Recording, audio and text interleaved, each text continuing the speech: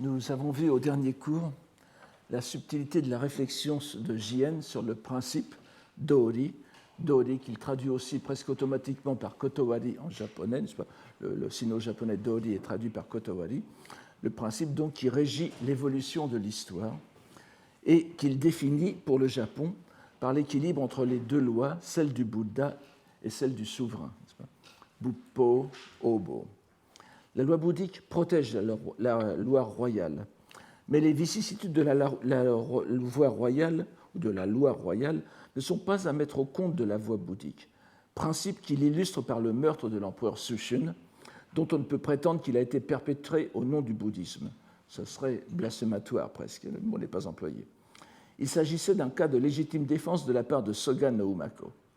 Jien a apporté une précision importante.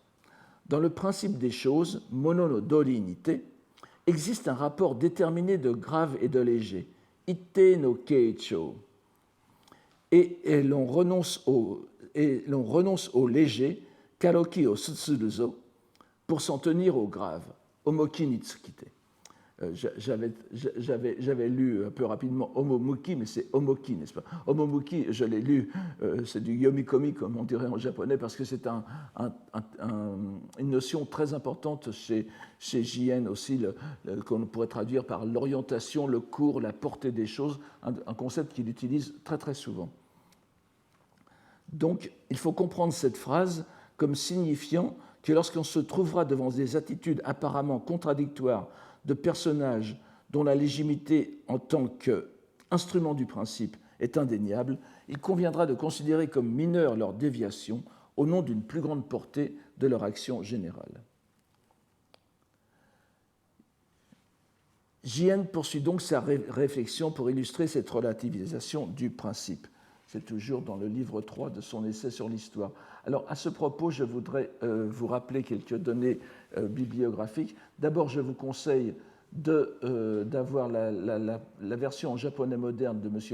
Ozumi Kazuo, n'est-ce pas, que je vous donne ici, donc le Zengendai Goyaku, qui est très, très pratique, avec relativement peu d'annotations, très peu d'annotations, mais dans la collection Kondansha Gakujutsu Bunko numéro 2113, et qui est une traduction, bien sûr, mais en même temps, comme je vous l'ai peut-être déjà dit, une certaine remise en ordre plus logique, de notre point de vue, du texte parfois très décousu de Jien, comme vous le voyez, puisque moi, j'essaye dans ma traduction de le serrer au plus près pour vous donner quelque idée de sa façon de penser. Je vous donne aussi vous trouverez très facilement, il suffit de taper en japonais Gukansho et Zenbun, par exemple, et vous trouverez très facilement les deux sites que je vous donne ici. Un qui est très intéressant, qui a été fait par M. Sato Hiromi, ou ça peut être une dame aussi d'ailleurs, et on va plutôt un monsieur certainement, de la façon dont ça s'écrit, qui consiste en la mise en ligne du texte de Iwanami Bunko, n'est-ce pas, du Gukansho. Donc le texte est en katakana et assez difficile à lire pour cette raison, mais c'est un texte soigneusement revu et sur lequel vous pouvez faire fond. Bien sûr, vous trouverez la bibliographie dans le livre de M. Ozumi. Et un autre site beaucoup plus pratique peut-être pour ceux qui ne sont pas habitués à lire en katakana, c'est une remise en hiragana des 6 livres. Malheureusement, ce site en katakana ne comporte que les 6 premiers livres, pour les raisons que je vous ai dites la dernière fois, enfin, il y a 2 ou 3 cours, n'est-ce pas? Vous savez que le Gukansho a été écrit au début des livres 3 à 6. Les livres 1 et 2 ont été antéposés après par Jien, et le livre 7 est une sorte de réflexion finale qu'il a faite après la rédaction des chapitres fondamentaux. Donc, dans ce site, vous trouvez à la fois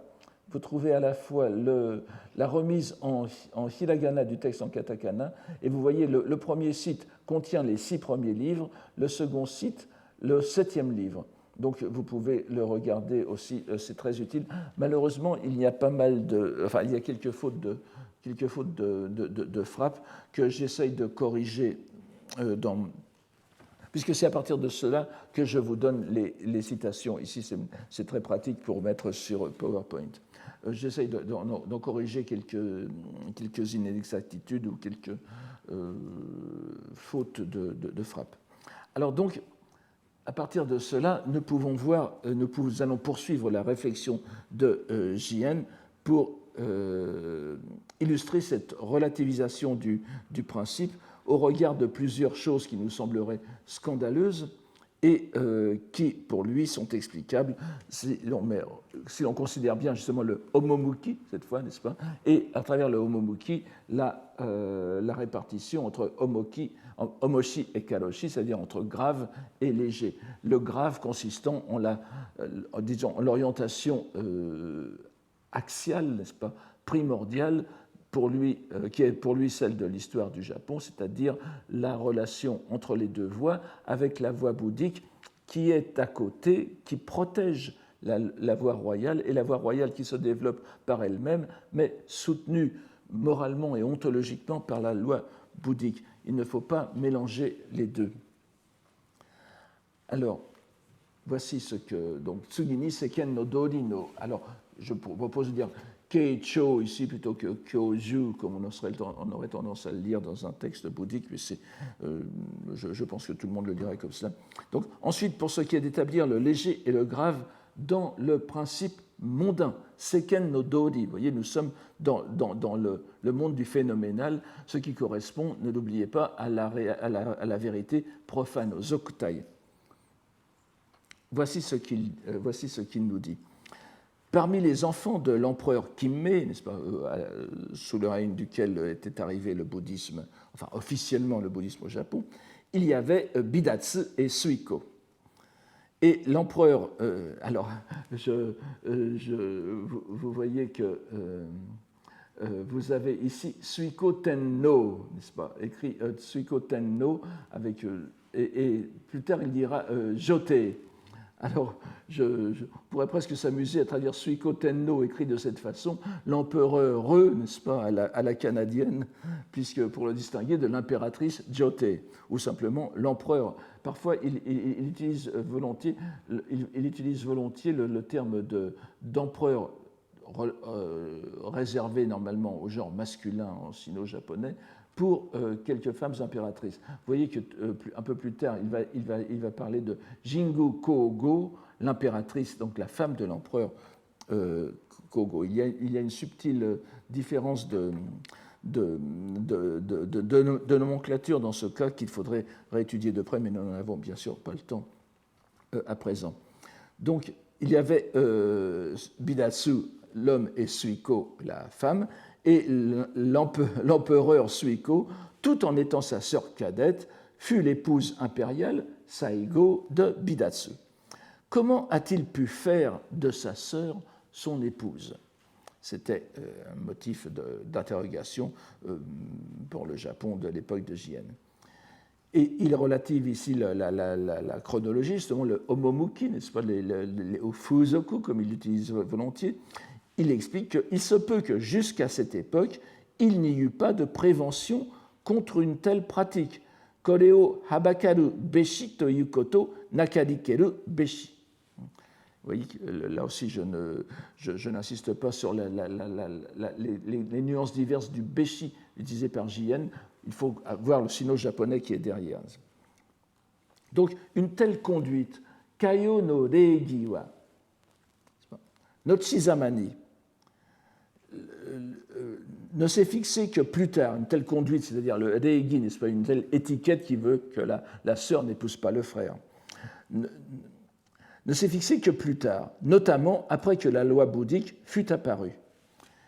Il y avait de plus l'exemple de l'impératrice Jingu, n'est-ce pas, qu'il appelle ici Jingu Kogo, qui est au IIIe siècle, n'est-ce pas, vous savez, la conquérante de la Corée, enfin du royaume de Shiragi, mais qui avait pris la succession de son mari pour mener l'armée japonaise à la conquête de Shiragi. Nous sommes dans une période quasiment légendaire, on ne sait pas exactement ce qui s'est passé, je vous le dis tout de suite.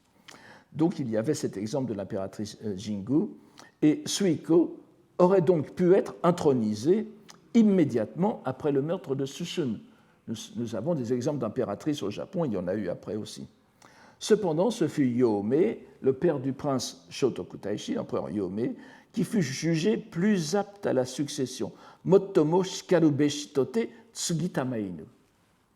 Cependant, alors je répète à dessein, vous voyez le côté très maladroit du style, n'est-ce pas, shikare domo, etc. Cependant, ce fut à peine pour 2 années. Saredo ninen nite hodo nashi. Ce fut à peine pour 2 années. Taishi kakumi tamaiken, alors là je traduis à ma façon, n'est-ce pas, le prince aura sans doute été à ses côtés. Je ne suis pas tout à fait d'accord avec la plupart des commentateurs, je n'insiste pas là-dessus. Voici ce que je vous propose. Plutôt que le prince aurait exercé la divination, ça ne concorde pas avec l'usage fréquent de ce verbe.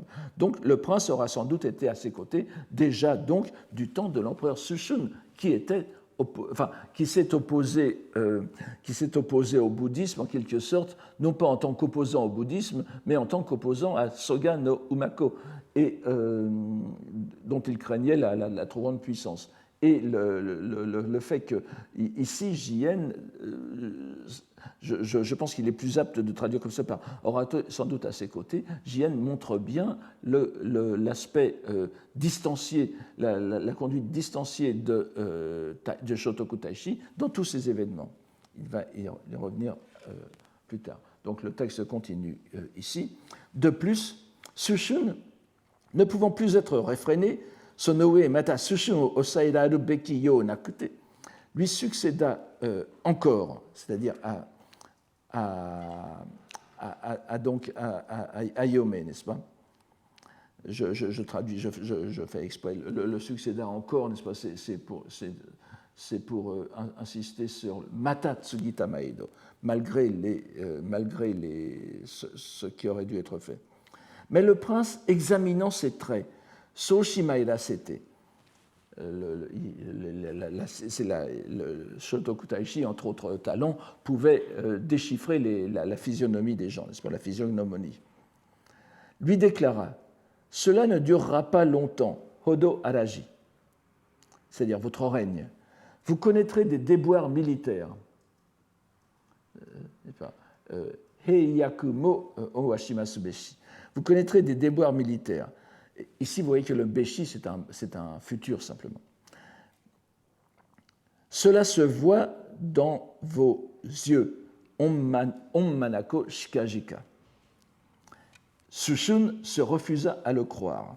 Et après avoir tué un marcassin, Inoko, ici, proclama « J'en ferai avec ceux qui me haïssent comme avec cette bête. » Itsu senzura. À la disparition du souverain, le prince devint régent, Seisho, auprès de l'impératrice, et cette fois il appelle Suiko Jote, auprès de l'impératrice Suiko. Et la gravité, donc l'importance homosa du principe de la protection de la loi royale par la loi bouddhique, c'est Buppo Obo Mamoraru Beki Dori no Homosa ga, constitue un principe qui, en fonction de l'époque, Toki ni totte, titorité, ne pouvait pas ne pas fonctionner. Shiki hatarakazaru beku mo naki dorinite adikeru nari. Donc vous voyez que c'est bien pour rétablir ce principe que Sushun a été tué. Il y a donc, c'est une question d'équilibre.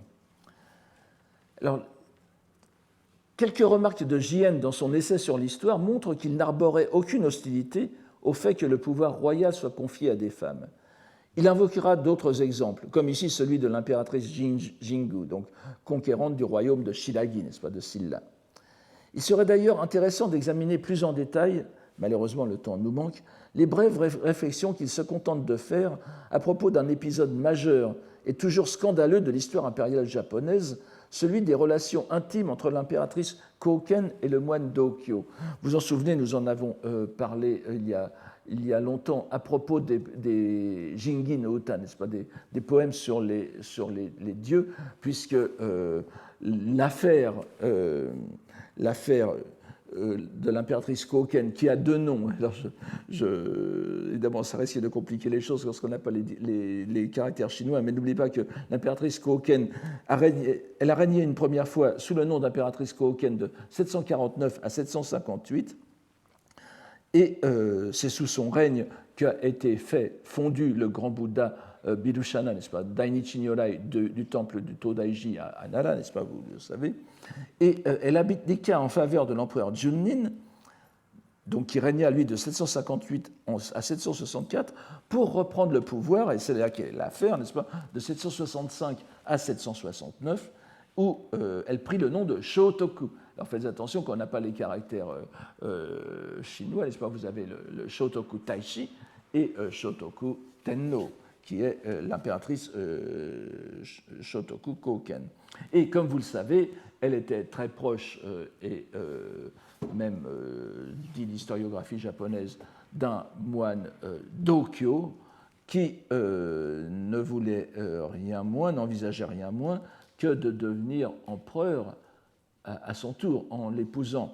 Et vous savez que c'est un oracle poétique qui a dit qu'il n'était impensable qu'un roturier devienne empereur, et il y a eu encore un de ces coups d'État caractéristiques de l'histoire japonaise qui fait que Dokyo a été exilé et l'impératrice étant morte d'ailleurs au bon moment. Alors on ne sait pas comment Dokyo n'a pas pu lui succéder. Donc c'est à ce propos, justement, on se serait attendu à ce que Jien, à propos donc de l'affaire Dokyo-Shotoku, expose encore une fois ses vues sur la complémentarité et l'équilibre entre les deux lois, n'est-ce pas? C'était l'occasion ou jamais. Et vous savez qu'on a souvent comparé l'affaire, je ne reviens pas là-dessus, ça nous mettra loin, mais l'affaire de l'impératrice Shotoku à Sokusen, le Wutsetien, n'est-ce pas, Sokusenbu, la célèbre, comment dirait-on, usurpatrice du début du 8e siècle dans la Chine des Tang, qui était devenue impératrice, et justement avec des relations très proches avec un moine bouddhique qui s'appelait Huayi, n'est-ce pas, Kaigi, qui a été le régent occulte. Et on a souvent fait la comparaison entre les deux. Donc, Jien avait un boulevard pour parler de cette affaire. Or, qu'est-ce qu'il dit là-dessus? Il se contente de conclure sur une brève phrase que les Anglais appelleraient un non sequitur, n'est-ce pas, en bon anglais, qui est « Il faut comprendre à quel point il s'agissait de choses qui relevaient de la sphère d'action d'une émanation de Bodhisattva, d'un avatar. Ikanimo gonge no kotodomo no sakai no koto wo ba kokoro bekinari. » Donc ces choses nous dépassent. Et vous voyez que c'est un peu la même chose qu'il fait ici. Il distingue bien ce qui nous emmènerait trop loin dans la justification qui ne pourrait passer que pour casuistique. Il préfère le mettre dans le cadre d'une sphère qui est au-delà de ce monde. En tout cas, ce n'est donc pas tant le fait qu'une femme soit sur le trône qui pourrait choquer, selon Jien, que le fait qu'elle ait pris pour mari son demi-frère. Et là encore, il en ramène l'explication à un possible changement de mentalité. Nous voyons donc en revanche, ou nous croyons voir, ce qu'il entend par grave et léger ici. Par comparaison avec le meurtre d'un empereur, ce qui peut apparaître comme le mariage incestueux d'une impératrice apparaît comme un tort moins grave fait au principe. Et donc, quand on parle de keicho, n'est-ce pas, grave et léger, il faut entendre les torts que l'on fait aux deux voies. Mais retournons à notre passage sur le meurtre de Sujun et la subtile argumentation de Jien, qui reflète autant sa perplexité que son habileté casuistique. Pour ce qui concerne le meurtre, sous-entendu de Sushun, n'est-ce pas? Soreo koroshitsuru koto wa, le soreo, c'est Sushun. Les gens de l'époque ont sans nul doute pensé que le ministre Umako avait bien agi. Yoki koto o shitsuru yo. Yo no hito omoikeme. Tokoso yo no hito omoikeme. Ils ont certainement pensé cela. Alors vous voyez, on ne sait si le principe de ces événements fut poussé jusqu'au point qu'il y eut une intervention intentionnelle de Suiko. Suiko no onkeshiki, n'est-ce pas, moya majiritari ken to made. To made dori no osaru nari. Et le shirazu qui vient au début, vous voyez, c'est un trait de sino-japonais qu'il met dans sa propre réflexion, mais ce sont des choses qui nous intéressent du point de vue stylistique, mais que je ne relèverai pas trop ici. Donc on ne sait si le principe de cet événement fut poussé jusqu'au point qu'il y eut une intervention intentionnelle de Suiko. Puisque les deux voies, les nido, de la loi bouddhique et de la loi royale, Buppo no kata, Obo no kata, se rencontraient aussi étroitement. Kaku shito yuki ainureba. Encore une fois, le hishito, nous le verrons constamment dans les extraits que je vous propose aujourd'hui. Ça correspond, phonétiquement, ça correspond au japonais actuel pshit, n'est-ce pas? C'est quelque chose qui est fort et sec en quelque sorte. Donc, on peut en général, ça veut dire kibishiku. Se rencontrer aussi étroitement, le prince aura certainement regardé l'acte de son ministre en l'estimant justifié, n'est-ce pas? Sazokashik tote.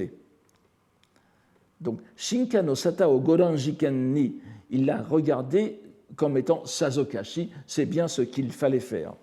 Et une fois ce principe, sous-entendu de la coexistence parallèle des deux voies, des deux lois établies, n'est-ce pas, Dori no ochitachi no reba, il a paru inébranlable dans son état, ainsi justifié. Sazokashi shite adikeru yoto yurugazu miyuru nari. Dans le prolongement, sono sujinite.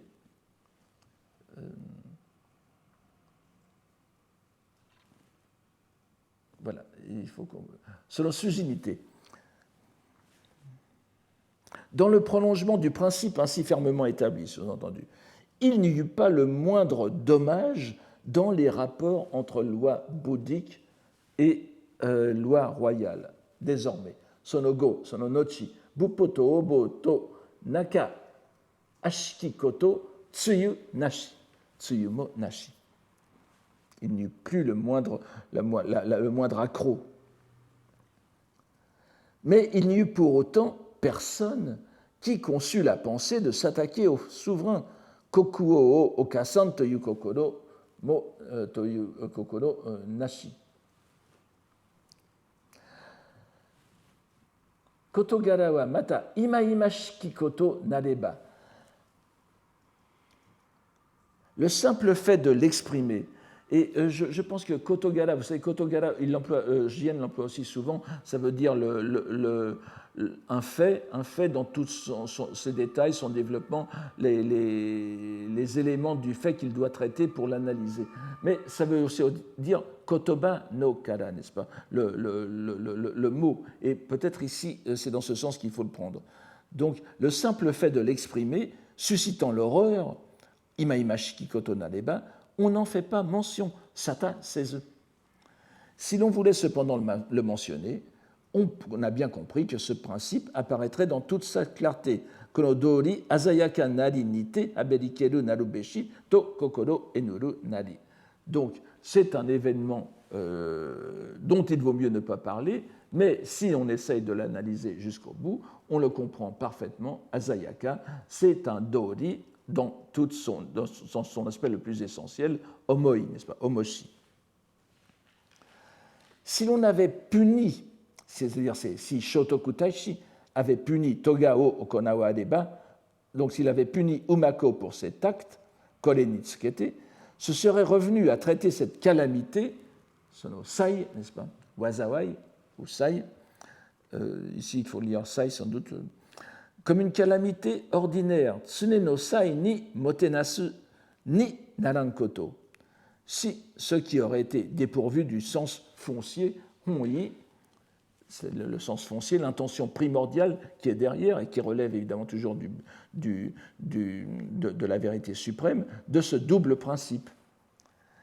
Donc, il ne fallait pas le punir. Le punir aurait mis l'affaire dans la loi ordinaire, et vous verrez que tout à l'heure, il va parler du terme inga, aussi bien sur le plan juridique que sur le plan bouddhique. Ça aurait été une simple loi d'enchaînement, cela ne nous aurait pas amené du côté de la vérité suprême. Donc, Jien revient sur son idée. On ne pouvait traiter le meurtre de Sushun comme un crime politique normal, tsune no sai, aussi répugnant qu'il put paraître à la mentalité de l'élite qui gouvernait le pays depuis des siècles, et l'on ne pouvait pas non plus faire de l'empereur un ennemi de la loi bouddhique. Et pourtant, son meurtre d'un certain côté exemplaire du fait que les deux voies sont à la fois unies en vérité suprême et clairement séparées. Si l'on s'en tient à ce que répète plusieurs fois Jien, la loi bouddhique protège la loi royale. Qu'un roi ait été objectivement assassiné pour protéger la loi bouddhique, mais ce n'est pas dit, c'est objectivement, si on se place de l'extérieur, qu'il menaçait, donc la loi bouddhique qu'il menaçait, répond bien à ce fait scandaleux. On ne peut en effet nier que tel était bien le cas. Et cependant, Jien se refuse à considérer la chose de cette façon, invoquant une sorte de légitime défense, argument qui ne saurait se soutenir quand la victime est l'empereur. Par ailleurs, jamais on aurait pu dire ça, n'est-ce pas? Mais nous voyons aussi que pour lui, l'essentiel n'est pas dans le rapport entre Sushun et Umako, mais dans l'attitude du prince Shotoku. Il faut considérer tout cela à partir du prince Shotoku, qui, en principe, n'a rien fait. Tel en tout cas que Jien la comprend. Le prince, qui n'est pas un homme ordinaire, Tadabito, n'est-ce pas, on a vu, voit au-delà des relations phénoménales ordinaires et a une vision sapientielle. Nous verrons tout à l'heure le chi, n'est-ce pas, la sapience, la connaissance préternaturelle qu'ont certains êtres. Donc il a une vision sapientielle de ce que sont les enjeux du meurtre, à savoir fixer le principe de l'établissement des deux voies dans l'histoire du Japon. Il fallait que Sushun meure pour que les deux voies puissent cohabiter. Il n'a donc rien dit, Iwade, n'est-ce pas, vous avez vu dans le texte, estimant qu'ainsi les choses devaient se dérouler. C'est le Sazokashi, c'est conforme à ce que l'on attend.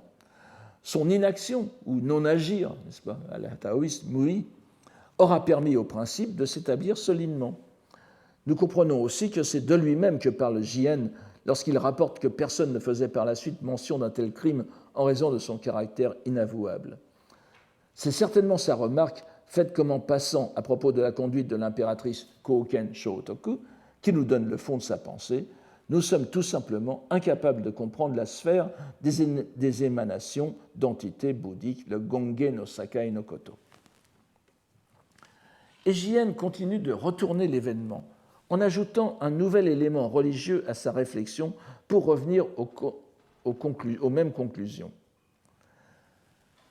Parce que Shotoku Taishi n'est pas intervenu dans le meurtre de Sushun, mais en revanche, dans la bataille avec Mononobe no Moriya, il était là, il était présent, il a tué. Voici ce qu'il a.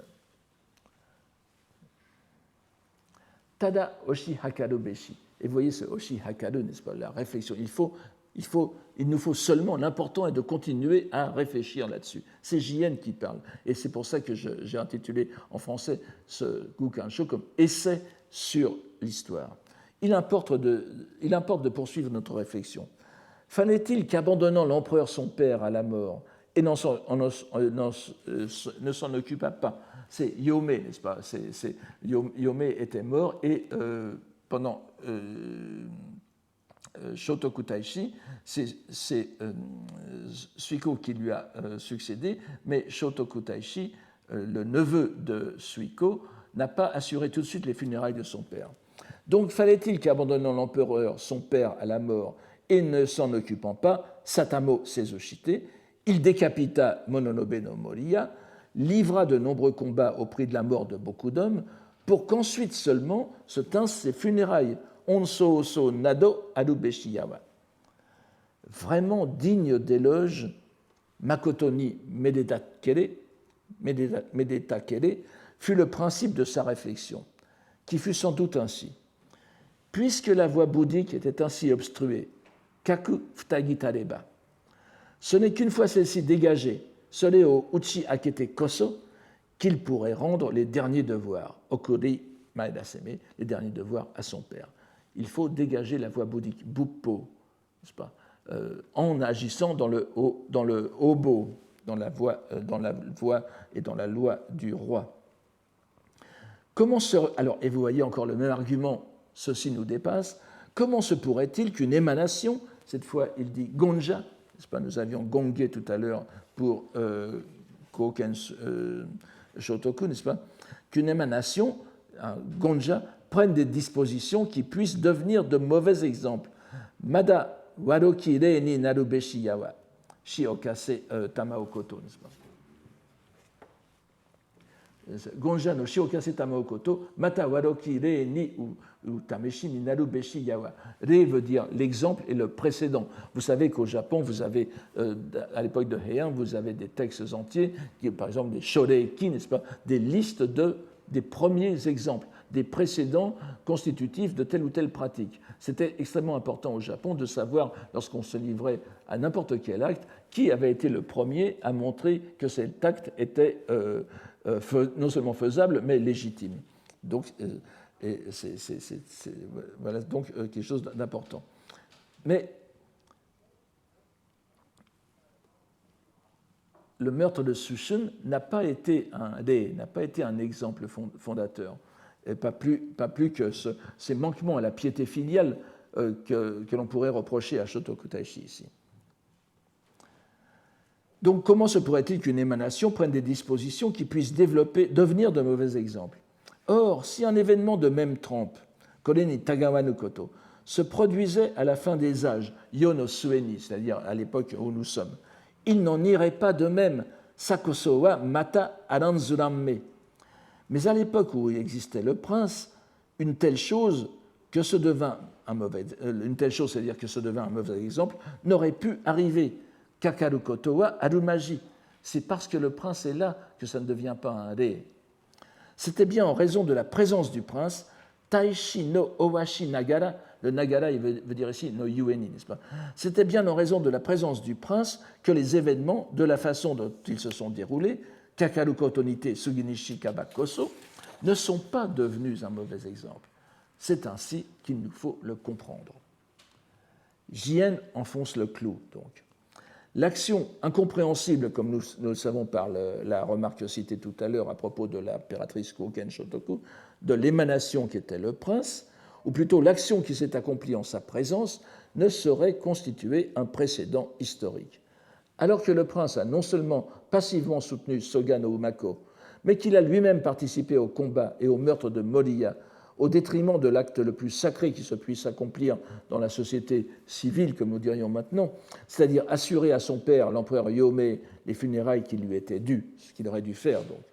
On retrouve ici, comme nous l'avions mentionné il y a quelque temps, une discrète allusion, c'était peut-être au séminaire mais pas pendant le cours, une discrète allusion, non explicite mais perceptible par tout bouddhiste, à l'empereur Ashoka, n'est-ce pas, le grand empereur Ashoka du IIIe siècle avant Jésus-Christ, qui est d'un certain côté, enfin on ne va pas se lancer là-dedans, mais d'un certain côté, le fondateur du bouddhisme, puisqu'il l'a reconnu officiellement, il en a fait la religion de son empire, après avoir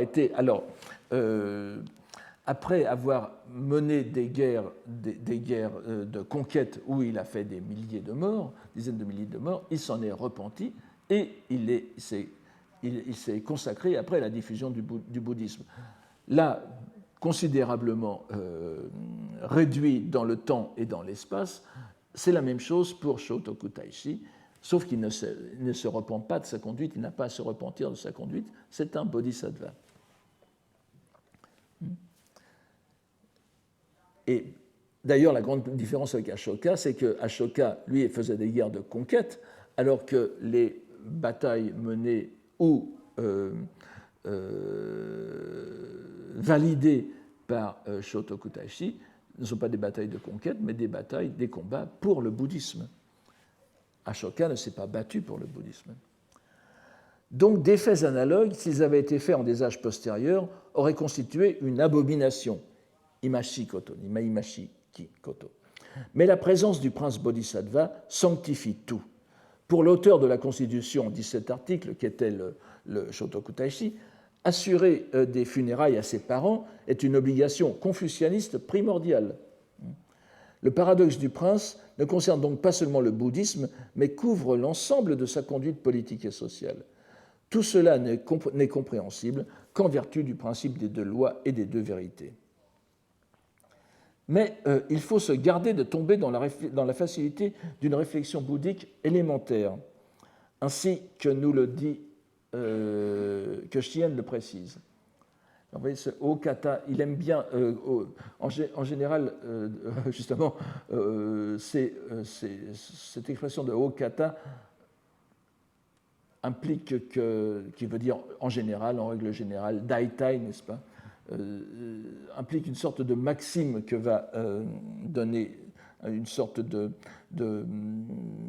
conclusion à l'ensemble des choses qui sont présentées d'abord de façon plus narrative par Jien. Donc, en règle générale, ou bien on pourrait même le traduire par on peut poser comme règle générale que si l'on avait exécuté le châtiment que méritait un tel fait, ko hodo no koto ni toganado okonaware naba, on aurait pensé que c'était le principe des causes et des effets ordinaires de ce monde, n'est-ce pas? Yo no tsune no inga no dori naran koto to omotte tanode dori, sous-entendu honto no dori, kanawazu.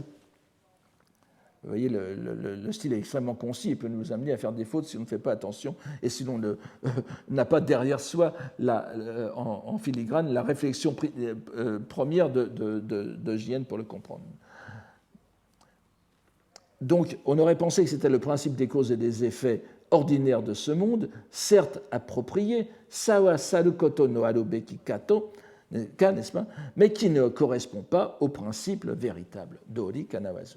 C'est parce qu'un tel souverain, a connu un tel sort que l'on y a reconnu le principe. Kaku narase tamao koso, doriya tote areba koso. Et que jusqu'à notre temps, cela n'a pas fait l'objet de discussion. Kono yo mademo sata no hoka ni te wa aru koto nare. Vous voyez, ce n'est pas une histoire de inga, yono tsune no inga. Ce n'est pas, même du point de vue bouddhique, ce n'est pas du bouddhisme ordinaire. C'est quelque chose qui est encore une fois le vrai dori qui nous dépasse et c'est pour ça que l'on n'en a pas discuté jusqu'à maintenant. Sata no hoka ni, c'est à la fois hors de la transmission orale et sata veut dire aussi l'action, comme on l'a vu plusieurs fois. Donc on n'en tient pas compte, on n'en tient pas compte comme objet de scandale. Châtier Umako aurait satisfait les deux lois, mais la loi bouddhique seulement dans son niveau le plus élémentaire de l'enchaînement des causes et conditions. Et l'on a compris que la réflexion de Jien se situe bien au-delà de ce qui relèverait de la doctrine des trois corbeilles, n'est-ce pas? C'est du Sanzokyo. Je ne reviens pas sur les gradations que fait Jien de la loi bouddhique. Ce passage se conclut sur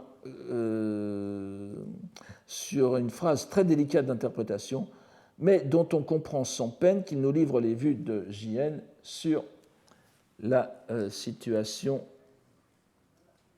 de son époque. Alors là, nous ne sommes plus dans la métaphysique de l'histoire, dans la métahistoire, comme diraient certains, nous sommes dans quelque chose de très...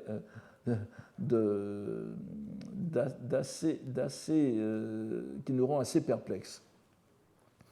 Les périodes où le principe solidement établi parvient à un tel point de paroxysme, n'est-ce pas? Mameyaka, c'est ici au sens le principe solide, n'est-ce pas? Mameyaka no dori no kore hodo kiwamaran tokiwa, parce que à l'époque de Shotoku Taishi, donc nous sommes vraiment dans ce kiwamari, n'est-ce pas? Shikyoku, dans un contexte, comme nous avons ici, n'est-ce pas, dans un contexte de paroxysme, paroxystique. On ne trouve pas cela tous les jours dans l'histoire du Japon. Donc les périodes où le principe solidement établi parvient à tel point de paroxysme, c'est-à-dire débouchant sur la réalité des faits historiques, de nos jours aussi et surtout, pas, vous avez Mata Ima Imamo doit être objet d'inquiétude pour tous les points de vue. Yorozu wa osorubeki koto nari. Le fait que les souverains de la fin des temps, Yonosue no Kokuo, c'est l'époque de Jien, je n'en reviens. Vous vous souvenez qu'il est persuadé de vivre à l'époque du Mappo. Le fait que les souverains de la fin des temps manquent de vigueur corporelle, Wana Gyokutai ni Kagirite Tsuyo Tsuyo Shikarazu Owashimasu wa. C'est quand même extraordinaire. Le fait que les souverains de la fin des temps, c'est-à-dire les souverains que j'ai sous les yeux, manquent de vigueur corporelle. Gyokutai, vous voyez, c'est le corps de jade, c'est le corps de l'empereur, doit être compris comme dû à la prévenance, on hakarai, du saint sanctuaire, de Daijingu, c'est-à-dire la divinité du Daijingu d'Issei, c'est-à-dire Amaterasu, qui a voulu leur éviter le crime de suprême conspiration, Zoi Shikyoku no Togao Kokuo ni Arase Jito, Daijingu no on hakarai no arite, kayo no koto wa idekonu zoto kokoro ubeki nari, qui a voulu leur éviter le crime de suprême conspiration et le leur rendre impossible. C'est ainsi qu'il nous faut comprendre l'état actuel de la maison royale. Cette phrase est décidément très étrange, et l'on ne peut douter qu'elle se fonde sur l'expérience personnelle de Jien et de ses contacts avec les empereurs successifs. On peut estimer, j'ai fait un bref décompte, on peut estimer que depuis qu'il a l'âge de raison, disons 10-11 ans, il a connu 10 empereurs, n'est-ce pas ? Vous savez que bon, je ne reviens pas sur le système impérial japonais qui est très complexe et assez unique d'ailleurs en son genre, avec ses empereurs retirés, les jeunes empereurs sur le trône, etc. Donc cela vient d'une observation personnelle. Le terme de Gyokutai s'applique au corps physique, et l'on ne peut imaginer qu'il fasse allusion, comme vous pourrez peut-être le penser, à leur statut politique affaibli. Ce serait une chose possible, mais enfin, du point de vue purement philologique, ça me semble, il aurait dit autre chose. Il aurait dit un autre. Nous avons vu des synonymes, nous avons vu des termes comme issei, etc., pour dire la puissance politique. Donc, il faut vraiment. Il s'agit bien de leur santé corporelle. Et il est curieux de voir une assertion aussi claire et intrigante de la part d'un témoin on ne peut plus digne de foi. Son analyse sur le fond doit être soumise aux historiens et nous n'avons rien à en dire. Donc, tenons-nous-en à l'assertion de Jien. La débilité physique des empereurs de son époque est due à la providence divine, si l'on peut dire. La déesse Amaterasu l'a assuré afin qu'il n'ait pas la capacité de fomenter des complots qui puissent inquiéter le pouvoir effectif. Si nous transposons à l'époque de Jien ce qu'il relate de l'époque de Shotoku, nous voyons se dessiner une possibilité d'histoire alternative telle que notre prélat l'imagine ou la redoute, qu'un empereur, régnant ou retiré, vous voyez à qui nous pensons, n'est-ce pas, Go-Toba, se lance dans un complot, Zoi, n'est-ce pas, Zoi Shikyoku, destiné à se débarrasser de l'équivalent des Tsoga de l'époque de Shotoku, à savoir, et ce n'est pas un saut d'imagination extraordinaire, les shoguns de Kamakura. Était-ce vraiment imaginaire, cette possibilité ? Nous avons vu que l'empereur Go-Toba semblait entretenir de tels desseins dès les années de 1204-1207. Et bien évidemment, nous ne revenons pas sur les événements contemporains de la rédaction de l'essai sur l'histoire, qui vont s'achever sur le coup malheureux de Go-Toba, à la suite duquel nos 4 empereurs vont prendre le chemin de l'exil. Je vous rappelle, ce sont les empereurs Chūkyō, qui avaient 4 ans, Juntoku, Tsuchimikado et Go-Toba.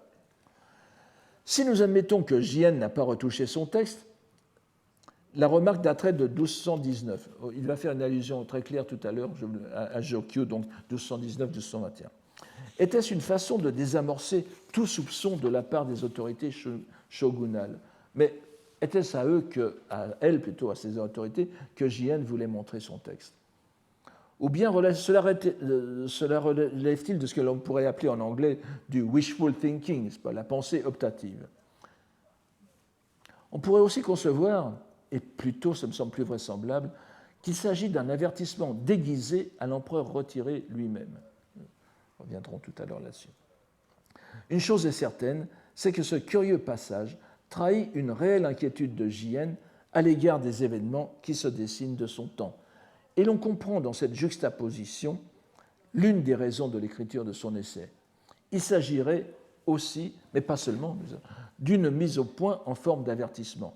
S'il entendait bien le montrer à Go-Toba, ou au régent proche de Go-Toba, qui n'est plus Yoshitsune à l'époque. Notons, enfin c'est à vérifier, notons aussi l'intervention de la déesse Amaterasu, alors que jusqu'ici c'était les entités bouddhiques qui intervenaient dans le texte. Il s'agit bien évidemment de la déesse solaire comme ancêtre suprême de la maison impériale. Attribuer une sorte de tare générationnelle frappant toute la maison à sa disposition attentionnée, on hakarai, est un argument difficile à contredire. Si nous voulions chercher une rationalité au moins dialectique dans cet argument, nous pourrions conclure qu'il s'adressait effectivement aux représentants de l'empereur, voire à l'empereur lui-même, car on ne voit pas pourquoi le clan shogunal des Hojo irait réfuter la thèse d'un affaiblissement chronique du corps de jade, qui l'empêcherait d'oxyre ses rivaux. Ça pourrait rassurer, en effet, ça pourrait rassurer les shoguns, mais ça me semble plus vraisemblable qu'il s'adresse à l'autre camp. Bien évidemment, le fait d'avoir rédigé l'essai en japonais apparaît encore sous une autre lumière si l'on prend en compte cette intention de l'auteur, telle du moins que l'on peut la soupçonner à partir de cette remarque étrange. Il nous faudra y revenir.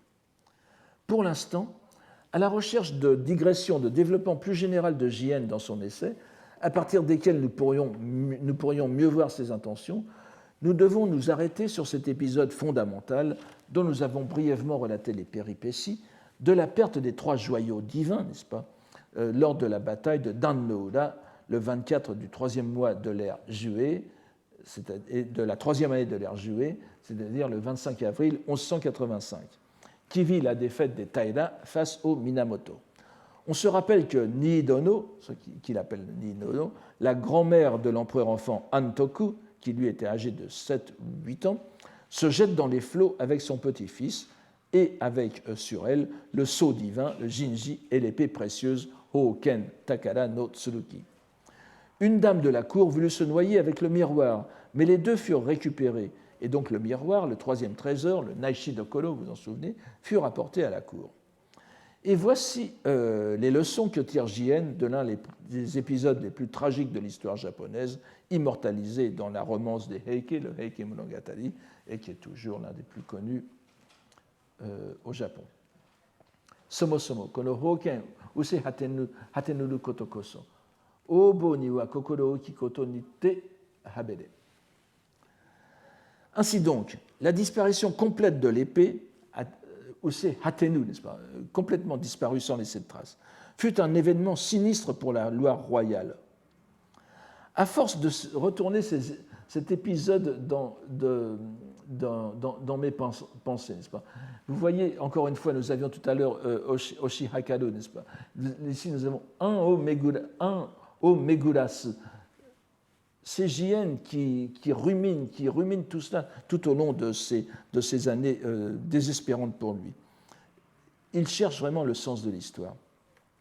À force de retourner cet épisode dans mes pensées, à la recherche du principe qui devait inévitablement s'y trouver, du principe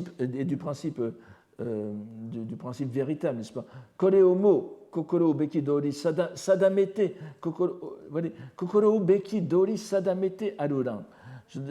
Il y avait forcément un principe, kokoro beki, que je puisse comprendre, que l'on puisse comprendre, dont on puisse faire une maxime de conduite et un principe de réflexion.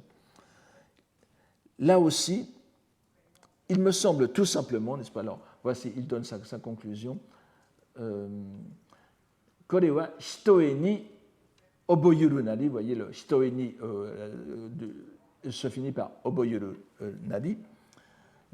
La phrase est insérée entre ces termes. Il me semble tout simplement que dans cet âge où les guerriers, Bushi, tiennent le devant de la scène, Ironi arawarete, c'est ainsi que Ironi arawarete, n'est-ce pas, arrive à l'apparence, arrive au visible, se manifeste dans le visible.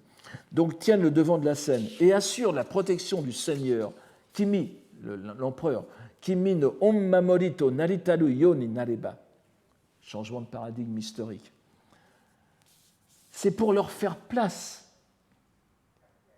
que l'épée a disparu. Vous voyez, Kori ni kaete usetaru ni yato oboyuru nari. J'ai donc fini par me demander si tout simplement ce n'était pas pour annoncer la période de domination des guerriers, des bushi, que l'épée a disparu, que l'épée divine a disparu. Nous voyons ici poindre une réflexion qui se situe bien dans la suite de ce que nous avons vu sur le corps de jade. La perte de l'épée, le corps de jade de l'empereur, n'est-ce pas, affaibli. La perte de l'épée révèle un certain sens de l'histoire dont l'empereur doit être conscient. Le Gyokutai, n'est-ce pas, no Tsuyo Tsuyo Shikarazu, l'affaiblissement du corps de jade, c'est aussi il n'y a plus d'épée pour le protéger. Et alors là, nous avions Hoken tout à l'heure, n'est-ce pas, l'épée précieuse, et maintenant nous avons l'épée de samouraï Tachi. C'est pour cette raison que le sabre, Tachi, parmi les armes blanches, ici Ken, n'est-ce pas, Kore Heiki no Moto Nari, est la base de l'armement militaire. Il est garant, onmamori, n'est-ce pas, de l'aspect guerrier, du bu, n'est-ce pas. Il est garant de l'aspect guerrier du pouvoir. Le souverain, qu'il appelle à présent Kokushu. Kokushu, faites attention, il y a Kokushu et Kokuo. Il est possible que Kokushu soit une mauvaise lecture de Kokuo, mais bon, comme les textes le distinguent ici assez clairement, en l'absence d'avoir pu consulter les manuscrits, je garde cette distinction. Donc, le souverain gouverne par les deux voies des lettres et des armes, n'est-ce pas? Bunbu no nido nite, comme en Chine, c'est bien connu. Le bun d'un côté, la voie des lettres, la voie de la littérature au sens, c'est vraiment le mot arabe adab, n'est-ce pas? Tout ce qui relève de la culture humaniste. Donc le souverain gouverne par les deux voies des lettres et des armes. Pardon. Ce n'est pas un écologiste encore. C'est ainsi que pour ce qui est des lettres, la succession s'effectue selon les règles écrites. Keitai shubun tote. Alors on peut comprendre ça de plusieurs façons. Keitai, c'est la succession impériale. Shubun, alors on peut aussi imaginer que ce sont deux prérogatives de la voie des lettres. D'un côté, la succession bien établie, shubun, de l'autre côté, la protection de garant des lettres qu'est l'empereur. Bon, mais on peut aussi penser que, comme je viens de vous le dire, c'est la succession qui se déroule selon les règles, selon les lois. Et c'est peut-être plus pertinent ici. Donc c'est ainsi que pour ce qui est des lettres, la succession s'effectue selon les règles écrites. Et auprès de l'auguste personne, Onminitsukite, se trouvent les doctes, Gakushi. C'est pas. Alors, auprès de l'empereur, vous avez d'une part Togu, les doctes, les lettrés, les gakushi, n'est-ce pas, pour l'éducation du prince héritier, Togu. Vous avez plusieurs sortes de lettrés. Vous avez ceux qui s'occupent de l'éducation du prince héritier, alors que le souverain, Shujo, a à son service les lecteurs, Jitoku, Jidoku, et les confucianistes, Juka.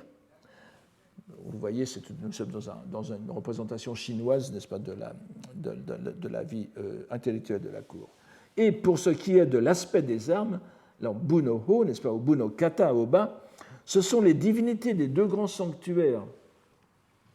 Nous avons ici Sobyo, n'est-ce pas, no Kamimo Norite, alors là, nous avons encore une fois une vision de quelque chose, d'une idée très, très curieuse de la part de JN, mais qui était de toutes les époques. Et on le voit déjà dès la préface japonaise du Kokinshu, mais je n'insiste pas là-dessus, donc une idée très, très curieuse. Pour ce qui est de l'aspect des armes, donc de l'aspect militaire, ce sont les divinités des deux grands sanctuaires, donc c'est le Ise Daijingu et le Iwashimizu Hachiman, n'est-ce pas, le Hachiman de Iwashimizu, pour lequel Jien a une très grande dévotion et auquel il a dédié des centuries de poèmes, n'est-ce pas, et en particulier sa centurie du lotus.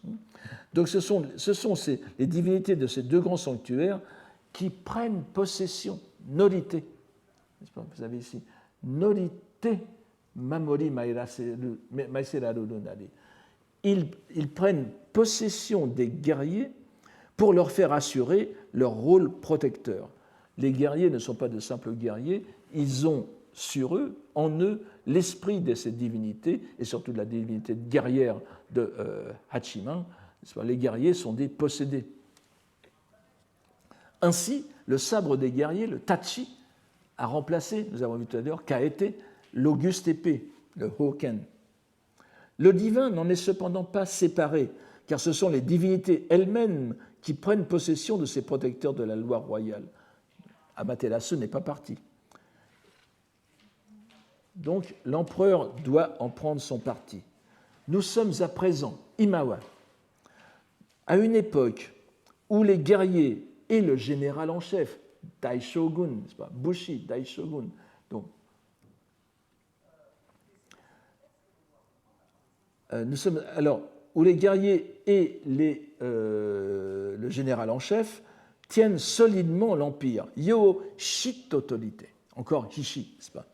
C'est une période où, si les intentions impériales allaient à l'encontre de celles des guerriers et de leur général, Kokushu, Bushi Daishogun ga okoro tagaete wa, le souverain ne saurait subsister.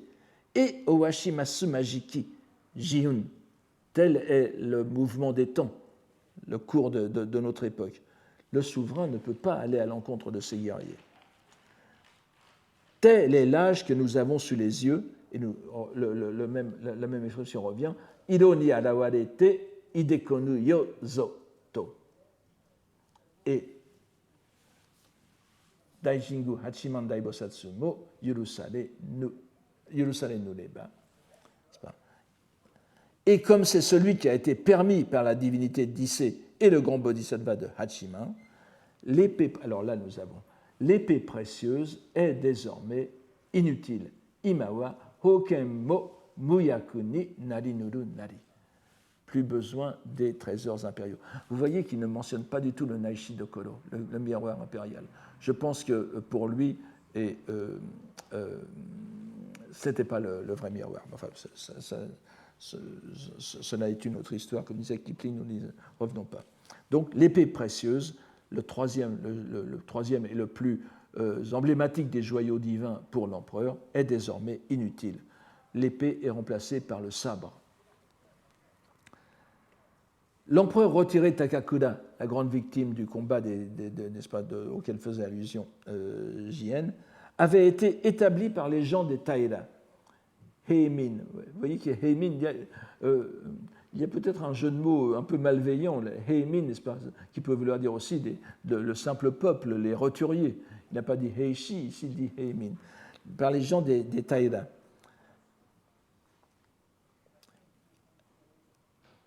Que l'arme qui était garante de sa majesté, la majesté de l'empereur Takakura, Heika, que l'arme qui était garante de sa majesté ait finalement péri de cette façon, nous le comprenons à l'évidence et n'en sommes que plus attristés au spectacle du monde. Il ne l'approuve pas, mais en même temps, c'est quelque chose d'inéluctable. Ce ne sont donc pas des paroles édulcorées, surtout si l'on pense à qui elles peuvent être adressées. Et je voulais vous faire remarquer que vous vous souvenez du Musoki, n'est-ce pas, de la relation des rêves de Jien. Là, il l'a dit expressément, il avait été le montrer à l'empereur Gotoba. Il n'y a pas de raison qu'il n'ait pas fait la même chose avec ce Gukansho. Mais nous constatons aussi que le scoliaste qui est Jien Kajien ne renonce pas à la structure scolastique de sa grandiose conception de l'histoire. L'épée se survit à elle-même sous l'aspect du sabre, et les guerriers sont possédés par l'esprit des dieux d'Issé et bien sûr du Daibosatsu Hachiman, dieu guerrier s'il en est. Il nous faut lire la fin de ce paragraphe, car nous allons voir que Jien fonde sa réflexion sur une conception dans laquelle faculté réflexive et pouvoir surnaturel font apparemment bon ménage, mais ce n'est pas tout à fait la même chose. Vous allez le voir. Encore une fois, Okata, Okata qui annonce sa règle générale.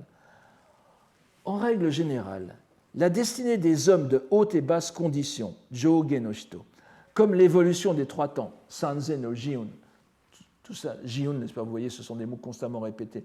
Sanze, évidemment, le passé, le présent et le futur.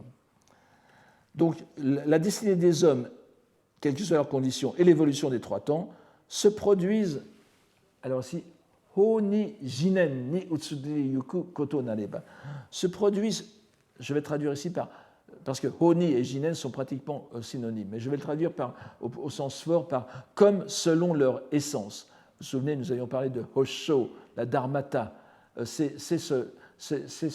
l'adverbe de Hosho ici. L'adverbe de ho, n'est-ce pas? Ce qui est conforme au dharma, c'est-à-dire à la fois aux choses et à la loi bouddhique qui est le fondement des choses. Donc, la destinée des hommes et l'évolution des trois temps se produisent comme selon leur naissance et naturellement. Et considérer cela sérieusement, imijiku, c'est là aussi un adjectif qu'il affectionne, imijiku kayo ni omoi awasu le mot, et omoi awasu, n'est-ce pas, là aussi c'est le mouvement de sa pensée, réunir tous ces éléments en une réflexion. Donc, et considérer cela sérieusement, vous avez omoi awasu, tout à l'heure nous aurons tsukuri awasu. Donc, considérer cela sérieusement, bien que certains estiment que cela ne se puisse dire, vous voyez, Iwarezu to omou hitomo aru bekeredomo, bien que certains estiment que cela ne se puisse dire, c'est poser clairement, encore une fois, hishito oku, n'est-ce pas? Hishito okitsureba, c'est poser clairement le principe des causes et effets dans les trois temps. Sanze ni inga no dori. Ce n'est pas le inga de tout à l'heure, c'est un inga beaucoup plus transhistorique. Et ainsi, par l'exacte mise en concordance en leur fondement du principe et de l'évolution historique en son essence naturelle, sono dori to honi no jiun to no motoyori hishito tsukuri awaserarete, une fois que nous aurons mis cela en concordance, tsukuri awasu, nous pouvons les comprendre dans leur développement chronologique. Nagare kudarimo, c'est pas ça, qui coule vers le bas. Mais Nagare kudarimo et noboru koto nite haberu beshi. Et nous pouvons aussi remonter vers leur origine. C'est-à-dire que l'on peut descendre l'histoire et remonter l'histoire. Nous avons un principe de compréhension sur tous les aspects, sur les trois temps. Nous sommes presque dans la psychohistoire de l'auteur de science-fiction américain Isaac Asimov, n'est-ce pas? C'est tout à fait cela.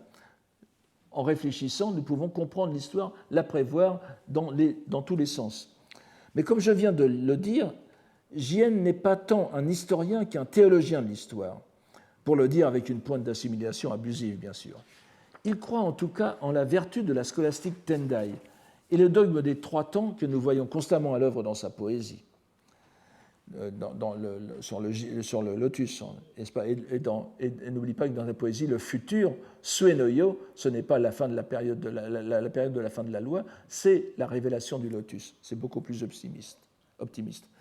Et c'est sur cette base rationnelle qu'il avance un peu plus loin dans sa réflexion, qui voit cette fois le mener vers des conclusions que nous accepterions beaucoup moins facilement. Mais ce n'est pas du surnaturel. Ça a l'air d'être du surnaturel, mais pour lui, c'est autre chose, comme vous le voyez. Si un homme de profonde sagesse, chi fukakishito, comprend kokoro etsureba, n'est-ce pas, comprend fermement, hishito kokoro etsureba, comprend fermement l'évidence de ce principe, Kotowari no Azayaka naru koto.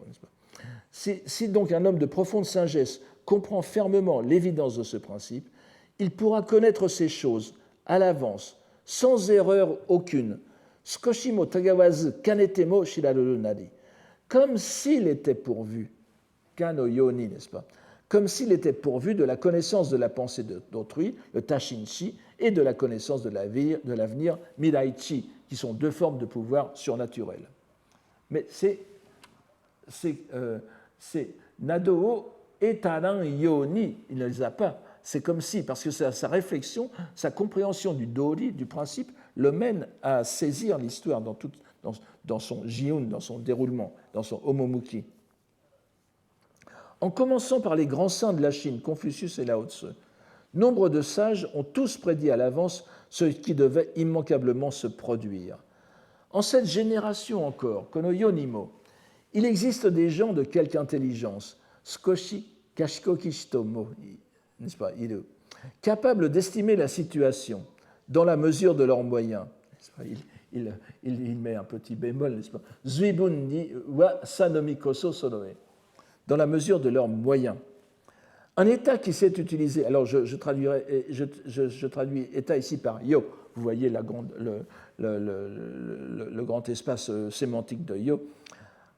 Un État qui sait utiliser de telles personnes peut se gouverner, osamaru. S'il en est dépourvu, sanakishito no inakereba, n'est-ce pas?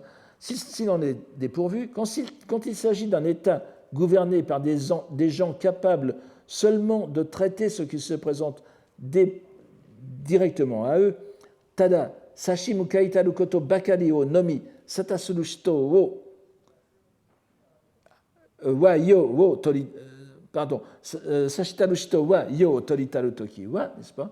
Donc des gens qui ne sont capables que de répondre aux besoins les plus urgents, pressants et n'ont aucune vision d'avenir. Il vous faut comprendre, uketamaware, que le royaume ne peut qu'aller vers son déclin. Yo wa tada useni otoroe makaru tokoso wa uketamaware. Et vous voyez le uketamaware qui indique qu'il s'adresse à quelqu'un.